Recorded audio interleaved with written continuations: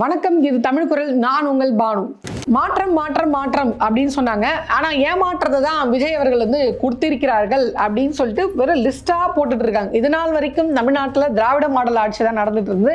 ஆனால் இன்னைக்கு அது மோடி மாடல் ஆட்சியாக விஜய் அவர்கள் மூலியமாக நடக்க இருக்கிறது. அண்ணன் கோட் போட்டு ஒரு பதவி ஏற்றுக்கிட்டாரு, பிளாக் கோட் போட்டு. அதே சட்டமன்றத்துக்கு அதே பிளாக் கோடோட வந்துட்டார். அதுக்காக நீங்கள் அவரை மோடின்னு சொல்லலாமா அப்படின்னா நான் அதுக்காக மட்டும் சொல்லலை.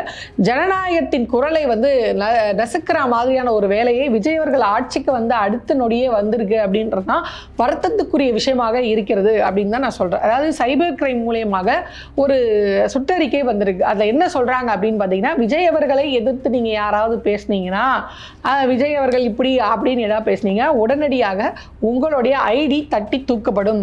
சோஷியல் மீடியாவில் நீங்கள் ஏதாவது ஒரு கட்சியை பற்றி மாற்றி ஏதாவது பேசுனீங்கன்னா, குறிப்பாக விஜய் அவர்களை பற்றி பேசினா தட்டி தூக்கப்படும் அப்படின்னு சொல்கிறாங்க.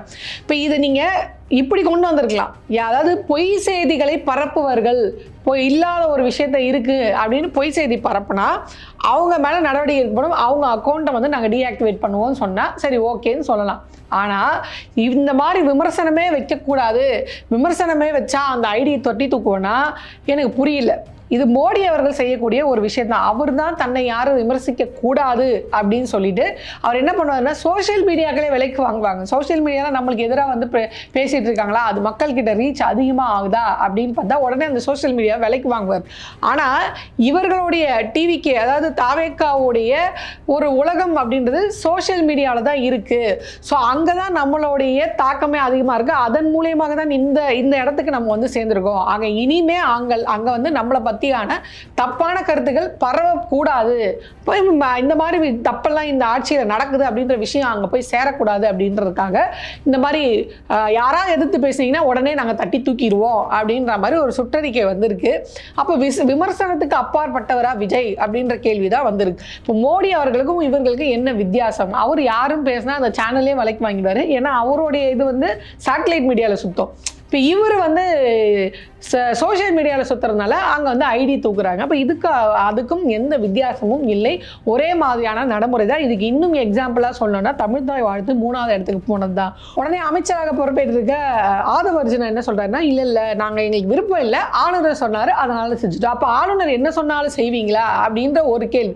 ரெண்டாவதுன்னா, இவங்களுக்கு ஆஃப்லைனில் இருக்காங்க பார்த்தீங்களா, அதாவது இப்போ அஃபீஷியலாக இல்லாமல், அதாவது அரசு ரீதியாக இல்லாமல் இவங்களுக்குன்னே ஒரு விர்ச்சுவல் வாரியர்ஸ் இருக்காங்களா, அந்த விர்ச்சுவல் வாரியர்ஸ் என்ன பண்றாங்கன்னா, ஆளுநர் அவர்கள் பதவி ஏற்றுக்கொண்ட அந்த பதவி பிரமாண வீடியோவை கொடுத்து வந்து, இதை பாருங்க அவரோட இதுல கூட இந்த மாதிரி தேசிய கீதம் பாடப்பட்டு அதற்கப்புறம் தான் வந்து தமிழ்தாய் வாழ்த்து பாடப்பட்டிருக்கு. அது ஆளுநருடைய பதவியேற்பு விழா அதில் அப்படிதான் இருக்குன்னு சொன்னா சரி, அப்போ இருந்தாங்க 2021 மு.க. ஸ்டாலின் அவர்கள் வந்து பதவி ஏற்றிருக்காரு, அதுல பாருங்க அதுலயும் வந்து தேசிய கீதம் பின்புதான் தமிழ்தாய் வாழ்த்து அப்படின்னு. அதாவது ஒன்று நல்லா தெரிஞ்சுக்கோங்க, தமிழ்நாடு அரசு நடத்தக்கூடிய அரசு நிகழ்ச்சிகளில் தமிழ்தாய் வாழ்த்து தான் முதலில் பாடப்படும் அப்படின்றத இங்கே வந்து ரொம்ப ஸ்ட்ரிக்டாக ஃபாலோ பண்ணுறாங்க. ஆர்.என். ரவிதா கூட அந்தர் பல்ட்டி அடிச்சு பார்த்தாரு சட்டமன்றத்தில் பாடியே ஆகணும்னு. ஆனால் அது நடக்கலை. ஆர்.என். ரவி அவர்களை ஓட விட்ட சம்பவம்லாம் நம்ம எல்லாருக்குமே தெரியும். அதுவும் இப்போ வைரலான மீம்ஸாக மாறிட்டு இருக்கு. இவர் 4 வாட்டி லெட்டர் தூக்கிட்டு போனார்ல, அதாவது இந்த ராதிகா வந்து இப்படி வச்சு சொல்லுவாங்க பாரு, ஆளுநர் ரவியை ஓட விட்டா அந்த அரசு எங்க, ஆளுநர் பின்னாடி ஓடுற இந்த விஜய் எங்க அப்படின்ற மாதிரி சில மீம்ஸ்லாம் ஓடிட்டு இருக்கு. ஸோ அந்த ஓட வச்சது ஒரு பக்கம் இருக்கட்டும். இப்போ என்ன அப்படின்னா, தமிழ்நாடு அரசு நிகழ்ச்சிகளில் இந்த தமிழ்தாய் வாழ்த்து தான் முதல்ல பாடப்படும். இப்போ இங்கே நடந்தது ஆளுநர் நிகழ்ச்சியில் பாடப்பட்டிருக்கு. அதாவது ஆளுநர் பதவி ஏற்றுக்கிட்டு தான் இருக்கட்டும். 2021 முதலமைச்சராக முன்னாள் முதலமைச்சராக ஸ்டாலின் அவர்கள் பதவி ஏற்றுக்கொண்டது ஆளுநர் மாளிகையில் நடந்த ஒரு நிகழ்வு. ஆனால் விஜய் அவர்கள் பதவி ஏற்றுக்கொண்டது அப்படின்றது ஆளுநர் மாளிகையில் நடக்கவில்லை, அது நேரு ஸ்டேடியத்தில் நடந்திருக்கிறது. நேரு ஸ்டேடியத்தில் நடந்திருக்கும் போது நீங்கள் அங்கே தமிழ்தாய் வாழ்த்தை முதலாவதாக பாடி இருக்கலாமே அப்படின்ற கேள்வியை தான் நாங்கள் கேட்குறோம். நீங்கள் வந்தே மாதரம் பாடினதுக்கு வந்து என்ன சொன்னாங்கன்னா, அது புரோட்டோகால் கண்டிப்பாக பாடி ஆகணும்னா, வெஸ்ட் பெங்காலில் பாஜக அவங்களுடைய கட்சி சார்ந்தவர் முதலமைச்சராக பதவி ஏற்றுக்கிறாங்க. அங்கேயே வந்தே மாதரம் பாடாத போது தமிழ்நாட்டில் ஏன் இவ்வளோ அவசியமாக நீங்கள் பாடுறீங்க? ஒன்று, நீங்கள் ஒன்றிய அரசை எதிர்க்கிறதுக்கு பயப்படுறீங்களா? ஏன்னா ஒன்றிய நேரடி பாஜகவே வந்தே மாதரத்தை பாடலை, அது எவ்வளோ சர்ச்சைக்குரிய பாடல். அது இன்னும் வெக்கக்கேடான விஷயம் என்னன்னா, இந்த வந்தே மாதர பாடலை தான் வந்து பாடக்கூடாது, அதை நீங்கள் சட்டமாக கொண்டு வரக்கூடாது பாராளுமன்றத்தில் எதிர்த்து நின்றவர் ராகுல் காந்தி அவர்கள். அந்த ராகுல் காந்தி அவர்களை பக்கத்தில் வச்சுக்கிட்டு இவங்க வந்தே மாதர பாடலை பாடுறாங்க. இதை விட என்ன அவமானம் ராகுல் காந்தி அவர்களுக்குன்னா, அவர் வந்து ஒரு தேசிய லெவல் தலைவர். அடுத்த மாநில கட்சிகளை எல்லாம் அழித்து ஒழித்து விட்டு தன்னை ஒரு பெரிய ஆளா காமிச்சுக்கிட்டாங்க. நாங்கள் பாரு இந்த மாநிலத்தில் ஆட்சி அமைச்சிருக்கோம் அப்படின்னு காட்டுற அளவுக்கு துரோகத்தோடைய உச்சத்துக்கு இருக்கக்கூடிய அளவுக்கு ராகுல் காந்தி அவர் தேசிய லெவல் தலைவர். அந்த தேசிய லெவல் தலைவர் வந்து நிற்கிறாரு. இங்கே இருக்கக்கூடிய விஜயோடைய எம்எல்ஏக்கள், விஜய் அவர்களுடைய எம்எல்ஏக்கள்லாம் என்ன பண்ணுறாங்க அப்படின்னு பார்த்தீங்கன்னா, இப்படி என்னன்னு 10 பைசா கூட சட்டம் பண்ணல. வராங்க, விஜய் அவர்களை பார்க்குறாங்க, கை கொடுக்குறாங்க, கட்டி பிடிக்கிறாங்க, போயிட்டே இருக்காங்க. டே, நான் ஒரு தேசிய தலைவரா, நான் 5 சீட்டு கொடுத்ததுனால தானே நீங்கள் ஆட்சியை அமைச்சிருக்கீங்க, என்னடா ஒரு 10 பைசா கூட மதிக்க மாட்டேங்கிறீங்க. அவரும் ஒவ்வொரு வாட்டியும் எழுந்து நிற்கிறாரு. வரப்போதில் அவங்களுடைய எம்எல்ஏக்கள் வரும்போதில் எழுந்து நிற்கிறாங்க. ஆனால் அவங்க 10 பைசா கூட சட்டம் பண்ணல அப்படின்ட்டு போயினே இருக்காங்க. விஜய் அவர்களுடைய மனநிலையில் என்ன, இப்போ நீ போடுறதா போ, எனக்கு ஒன்றும் பிரச்சனை இல்லை. அங்கே 30 எம்எல்ஏக்களோட ரெடியாக அதிமுகவில் வெயிட் பண்ணிட்டு இருக்காங்க. விஷயம் என்னன்னா, விஜய் அவர்கள் அங்கே தான் போகிறதா இருந்தார். 30 எம்எல்ஏக்களை கூட்டிகிட்டு வந்து இந்த மாதிரி தொங்கு சண்டை பண்ணுறதுல எதுக்கு 5-2-2-2 இம்சப்படுவானே, அந்த 30 எம்எல்ஏக்களை கூட்டிகிட்டு வந்து உட்கார வச்சிருவானு. ஆனால் வாண்டடாக காங்கிரஸ் போய் வண்டியில் ஏறினதுனால தான் ஐயோ இவங்களே 5 இது கொண்டு வந்துட்டாங்க, நீ அதிமுக உள்ள கொண்டு சேர்க்க முடியாது, நம்ம பிளான் இருந்ததுல அது மாதிரி திமுகவுடைய கூட்டணி உடைக்கணும்னா அதில் ஃபர்ஸ்ட் ஸ்டெப் நம்மளுக்கு சக்ஸஸ் ஆயிடுச்சு. ஸோ இப்போ என்ன பண்ணனா, இதையே தொடக்கமாக வச்சு இருக்கக்கூடிய கூட்டணிகளை உடைக்கலான்னு பார்த்தாங்க. ஆனால் நல்ல நேரமாக என்னவோ கம்யூனிஸ்ட் கட்சிகளும் விசிகாவும் வந்து இல்லை, நாங்கள் இங்கேருந்தே ஆதரவு தெரிவிக்கிறோம், கேள்வி மட்டும் கேட்போம் அப்படின்னு சொல்லிட்டாங்க. ஸோ அவங்கள கூட்டணி உடைக்கிறோம் அப்படின்ற அந்த விஷயம்ன்றது சரியாக நிறைவேறவில்லை. காங்கிரஸ் மட்டும் வாண்டடாக போய், காங்கிரஸை பொறுத்த வரைக்கும் தாவேக்கா உடைக்கல, அது தானாக உடைச்சிக்கிட்டு போயிடுச்சு. ஸோ இப்போ இங்கே நீங்கள் ஏதாவது கேள்வி கேட்டிங்கன்னா நான் அந்த பக்கம் போயிடுவேன், உனக்கு இஷ்டம் இருந்தால் இரு, இல்லைன்னா 30 எம்எல்ஏக்கள் இருக்காங்க, இதோட தனிப்பெரும்பான்மை எனக்கு வந்து அதிகமாக ஸ்ட்ராங்காக கொடுக்கறதுக்கு 30 எம்எல்ஏக்கள் அங்கே இருக்கிறாங்க, இஷ்டம் இருந்தால் இரு, இல்லைன்னா கடையை சாத்திட்டு கிளம்பு அப்படின்ற மனநிலைக்கு விஜய் அவர்கள் போயிருப்பார்னு நினைக்கிறேன்.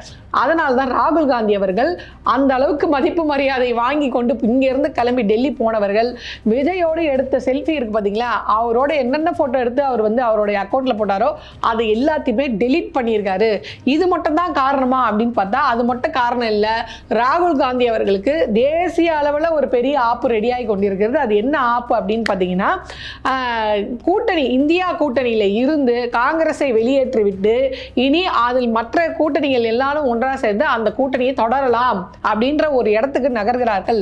அதாவது இவங்களால காங்கிரஸால் பாதிக்கப்பட்ட வெஸ்ட் பெங்காலில் இருக்கக்கூடிய மம்தா பானர்ஜியாக இருக்கட்டும், ஸ்டாலின் அவர்களாக இருக்கட்டும், இல்லை பினராயி விஜயன் அவர்களாக இருக்கட்டும், ஆம் ஆத்மியோடைய கட்சி தலைவர் அரவிந்த் கெஜ்ரிவாலாக இருக்கட்டும், அகிலேஷ் யாதவாக இருக்கட்டும், தேஜஸ்வி யாதவாக இருக்கட்டும், இவர்கள் லிஸ்ட்டு எப்படி போயிட்டே இருக்கு, லல்லு பிரசாத் யாதவ்னு போயிட்டே இருக்கு இவங்களோட லிஸ்ட்டு. ஸோ இவங்கெல்லாம் நம்ம இந்தியா கூட்டணியில் இவங்க தலைமை கீழே இருந்து நம்ம அனுபவிச்சது தான் போதும், இனி அவங்கள வெளியேற்றிட்டு அவங்க தனியாக இருக்கட்டும், நாங்கள் ஒன்றா இருந்துக்கிறோம். இதில் கனிமொழி அவர்கள் இவங்க பக்கத்தில் நான் இனி உட்கார மாட்டேன், மானமுள்ள மனுஷன் இவங்க பக்கத்தில் உட்கார மாட்டான், என்னை முதல்ல இங்கேருந்து தூக்கு அப்படின்ற மாதிரி லெட்டர் கொடுத்துட்டாங்க. இனி அவங்க பக்கத்தில் நாங்கள் உட்கார மாட்டோம். ஸோ இதெல்லாம் வச்சு பொருத்தி பார்க்கும்போது இனி காங்கிரஸ் இந்தியா கூட்டணியிலேருந்து வெளியேற்றப்படுகிறதா, இல்லை இவங்க தனியாக ஒரு கூட்டணி அமைச்சு காங்கிரஸுக்கு பதிலாக ஒரு பெரிய சக்தியாக உருவாக போகிறார்களா அப்படின்ற இன்னொரு கேள்வி. ஸோ தேசிய லெவலில் ஒரு பிரச்சனை வரப்போகுது, அதுக்கு யார் தலைமை தாங்க போகிறாங்க அப்படின்றத நம்ம வெயிட் பண்ணி பார்ப்போம். இதெல்லாம் ஒரு பக்கம் இருக்கும்போது இவர் ஒரு மேனிஃபெஸ்டோ கொடுத்தாரு பார்த்தீங்களா, அதுதான் இன்னைக்கு பேச பொருளாக இருக்கு. அவர் மேனிஃபெஸ்டோ கொடுத்த, அதாவது பாருங்க, விஜய் அவர்களுக்கு எலெக்ஷன் டைமில், அதாவது பிரச்சாரம் நடக்கும்போது அவருக்கு தெரியல அந்த பிரச்சனை.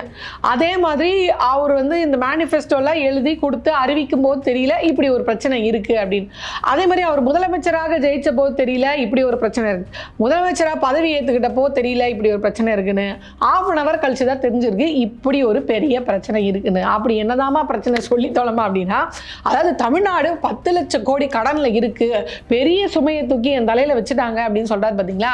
அப்பதான் அண்ணனுக்கு தெரிஞ்சிருக்கு, அதாவது பதவி ஏத்துக்கிட்டு கையெழுத்து போட்டு முடிச்ச அரை மணி நேரத்தில் அண்ணனுக்கு தெரிஞ்சிருக்கு தமிழ்நாடு 10 லட்சம் கோடி கடன். அது வரைக்கும் யாருமே சொல்லப்பா இல்லை, எனக்கு தெரியாம தான் கேட்கிறேன். இவரே தானே சொன்னார் அதெல்லாம் பணம் இருக்கு, இவங்க தான் தரமாட்டுறாங்க. இது மட்டும் இல்லாமல் ஸ்டாலின் அவர்களுக்கு தனியாக ஒரு வரி போய் கொண்டிருக்கிறது, அவருடைய அமைச்சர்கள் தனியாக ஒரு வரி போய் கொண்டிருக்குது.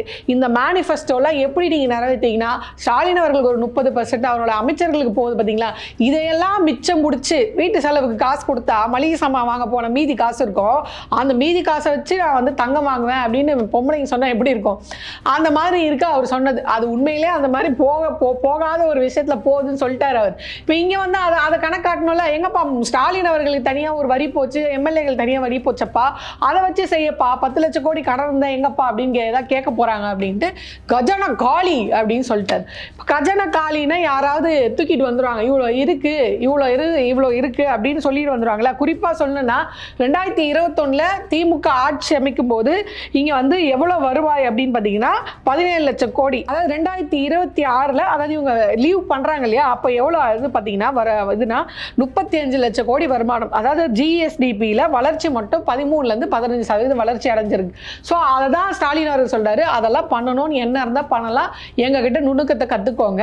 ஸோ 28% வாங்கக்கூடிய இடத்துல நாங்கள் 26, 24 தான் வாங்கியிருக்கோம். ஸோ இன்னும் இவ்வளோ இருக்குது. அது மட்டும் இல்லாமல் நீங்க வந்து சொன்னீங்கல்ல, விஜய் அவர்களே தம் வாயால் சொன்னார்ல, 30% போகுது, 10% போகுது, அந்த சதவீதத்தில் எடுத்து வச்சு செய்யறதுதானே சொன்னீங்க, அதை செய்யுங்க அப்படின்ற மாதிரியான கேள்விகளை கேட்க ஆரம்பித்து விட்டார்கள். இது மட்டும் இல்லாம நம்மளாம் உண்மையிலே இந்தியாவில் பிறந்ததுக்கு இன்னும் என்னென்ன அனுபவிக்கணும்னு தெரியல.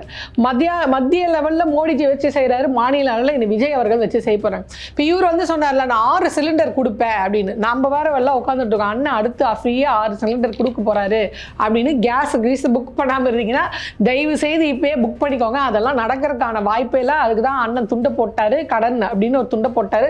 அப்புறம் பார்த்து சொல்றேன்னாரு. இல்லை குறிப்பா அந்த வெள்ளை அறிக்கை அதுல ஒரு உருட்டுறாங்க பாருங்க. இந்த ஹிந்தியில பேசினாங்களே ஒரு அம்மா, பேட்டி கொடுத்தாங்களே கீர்த்தனா, இன்னைக்கு கூட மறந்து வச்சுட்டு வந்துட்டாங்க பாத்தீங்களா, வெற்றி பெற்ற அந்த சர்டிபிகேட்டை. அந்த அம்மா என்ன சொல்லியிருந்தாங்கன்னா, எங்க அண்ணன் வெள்ளை அறிக்கை கொடுப்பார். அதே மாதிரி இன்னொருத்தவங்க யாரோ சொன்னாங்க, அது மாதிரி மரியல் சென்றிருக்கால அவரும் சொன்னார், உலகத்திலேயே தமிழ்நாடு கூட இல்லை, உலகத்திலே வெள்ளை அறிக்கை கொடுக்கறதுக்கு ஒரே தைரியம் எங்க அண்ணனுக்கு தான் இருக்கு, எங்க தலைவர் விஜய் அவர்கள் தான் இருக்கு அப்படின்னு பார்த்தா இந்த பக்கம் எல்லாம் கழிவு ஊத்த ஆரம்பிச்சிட்டாங்க. டிஎம்கே சப்போர்ட்டர்ஸ், கொஞ்சம் பொது மக்கள்லேயே கொஞ்சம் பொது அறிவு இருக்க மக்கள் இருப்பாங்களே, அவங்க என்ன சொல்றாங்களா, 2021 பிடிஆர் அவர்கள் வெள்ளை அறிக்கை கொடுத்தாரு, அதை நீங்க பார்க்கலையா, அப்பெல்லாம் நாங்கள் தூங்கிட்டோம், அரசியலுக்கும் எங்களுக்கும் அப்பெல்லாம் என்ன சம்பந்தம் அப்படின்ற மாதிரி அவர் என்ன சொல்றாரு அப்படின்னு பார்த்தீங்கன்னா, அந்த வெள்ளை அறிக்கையில் 2021 2,63,976 கோடி கடன் இருக்கு, இதுக்கு வட்டி மட்டும் 87 கோடி நம்ம வந்து கட்டிட்டு இருக்கோம் அப்படின்னு சொல்றாங்க. ஸோ ஏற்கனவே அதிமுக வச்சுட்டு போன அந்த 4.5 லட்சம் கோடி கடன், அதுக்கு வட்டி 1 கோடி அப்படின்னு போட்டு 5 லட்சம் கோடி அவங்களால இருக்கு. அதுக்கப்புறம் தான் இவங்க வாங்கியிருக்காங்க. ஸோ அட்லீஸ்ட் இவங்க வாங்குறதுக்காக இத்தனை நலத்திட்டங்கள் லைனா நம்மளுக்கு முன்னாடி நிற்கிது. அது வந்து எல்லாத்துலேயும் டெவலப்மெண்ட், எஜுகேஷனுக்கு மட்டும், ஸ்கூல் எஜுகேஷனுக்கு மட்டும் 40,000 கோடி இன்வெஸ்ட்மெண்ட் பண்ணியிருக்காங்க. அதாவது முன்னாள் முதல்வர் மு.க. ஸ்டாலின் அவர்கள் ஆட்சியில் எனக்கு தெரிஞ்சே 40,000 கோடி வந்து பட்ஜெட்ல நிதி ஒதுக்குனாங்க. ஸோ இந்த மாதிரி எவ்வளோ development, school, bus stand, hospital, இந்த மாதிரி எவ்வளோ டெவலப்மெண்ட்ஸ் நம்ம கண்ணு முன்னாடி இருக்கு. இதெல்லாம் செஞ்சிருக்காங்க, இவ்வளோ காசு கொடுத்துருக்காங்க, நான் முதல்வன் திட்டத்தில் காசு கொடுத்துருக்காங்க, மகளிர் உரிமை தொகைன்னு காசு கொடுத்துருக்காங்க, இத்தனை லிஸ்ட் இருக்கு. ஸோ இப்படி இருந்தும் அந்த கடன் வாங்கி இங்கே வேலை செஞ்சிருக்காங்க அப்படின்னு தெரியும். இது நீங்கள் இன்டர்நெட்ல போய் பார்த்தாலே தெரிஞ்சோன்னு ஒரு சின்ன பொண்ணு வந்து கழுவி ஊற்றிருக்கு. இதுக்கு எதுக்கு நீங்கள் முதல்வர் ஆனீங்க, இது வந்து நீங்கள் ஆன்லைனில் இந்த இது இருக்குது, அதில் போய் பார்த்தீங்கன்னா தெரிஞ்சிருமே, இதுக்கு எதுக்கு நீங்கள் சிஎம் ஆனீங்க அப்படின்னு கேட்குற அளவுக்கு நடந்துக்கிட்டீங்க. ஸோ வெள்ளை அறிக்கை இவங்க தான் முதல்ல வெளியிட்டாங்கன்றது அப்பட்டமான பொய். இப்படி பொய்கள் மீதே நடந்து தான் நீங்கள் வந்து ஆட்சிக்கு வந்து அமர்ந்து இருக்கிறீர்கள். ஆட்சிக்கு தான் வந்துட்டீங்க, இனிமேலாவது உண்மை பேசக்கூடாதா அப்படின்ற மாதிரி தான் இருக்குது. லாஸ்ட் இந்த தாய்மாமன் சீர் வரும் அப்படின்னு சொல்லி நிறைய பேர் பேசிட்டு இருந்தாங்க. இந்த தாய்மாமன் சீருக்கும் மோடி அவர்கள் ஆப் வச்சிட்டார். சின்ன மோடிக்கு பெரிய மோடி வந்து ஆப்பு வச்சிருக்காரு. என்ன ஆப்பு அப்படின்னு பார்த்தீங்கன்னா, யாருமே தங்கம் வாங்காதீங்க, பெட்ரோலை சேர்த்து வைங்க, ஒர்க் ஃப்ரம் ஹோம் பண்ணுங்க அப்படின்னா நம்மலாம் ஏதோ ஒரு அதிபயங்கரமான ஒரு நிலைமையை நோக்கி போய்கொண்டு இருக்கிறோம் அப்படின்றது மோடி அவர்கள் மூலியமாக வெளிப்படையாக வந்துருச்சு. எங்கன்னா ஒரு நாட்டோட பிரதமர் சொல்லுவாரா, தங்கம் வாங்காதீங்க, பெட்ரோல் சேர்த்து வைங்க, வீட்டில இருந்து வேலை பாருங்க அப்படின்னா ஏதோ ஒரு மோசமான சூழலை நோக்கி நாம் நகர்ந்து கொண்டிருக்கிறோம் அப்படின்றது தான் உண்மை. ஸோ இந்த நேரத்தில் 6 சிலிண்டரு, இந்த மாதிரி தங்க மோதிரம், தாலிக்கு தங்கம், கல்யாணத்துக்கு தங்கம் அளந்து விட்டார் அண்ணன். இதெல்லாம் எப்படி நிறைவேற்ற போறா தெரியல. உருட்டுலே பெரிய உருட்டு பண்றவர் மோடி, அவரே வடை சுடுவார். அவரே என்ன சொல்லிட்டாருன்னா, தங்கம் வாங்காதீங்க, பெட்ரோல் சேர்த்து வைங்கன்றார். இவங்கெல்லாம் சின்ன உருட்டு, இதெல்லாம் இனி எப்படி சமாளிக்க போறாங்க அப்படின்றது தெரியல. அதை வந்து பொறுத்திருந்து தான் பார்க்கணும். இனி வரும் காலங்கள்யாவது தயவு செய்து உண்மையை பேசுங்கள், உண்மை நிலவரத்தை சொல்லுங்கள். இந்த மாதிரி போய் பிரச்சாரத்தை பண்ணாதீர்கள். குறிப்பாக ஜனநாயகத்துடைய குரலை நசுக்காதீர்கள். அது ஆட்சிக்கு அழகல்ல, நல்லதும் அல்ல.